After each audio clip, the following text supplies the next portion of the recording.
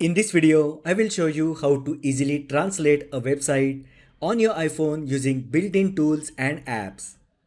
Whether you're browsing a foreign website or just curious about what it says, this step-by-step guide will help you translate web pages to your preferred language. First, open Chrome browser on your iPhone. Now open a website that you wish to translate. Now long press on the text that you wish to translate. With the help of two blue pointers, you can select the required text.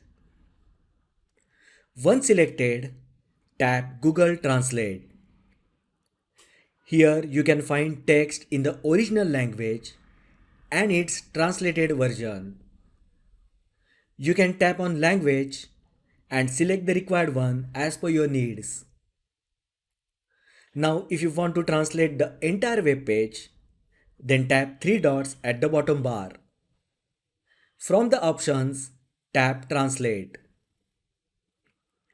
You can even tap Translate icon in the address bar. And from here, you can change the language.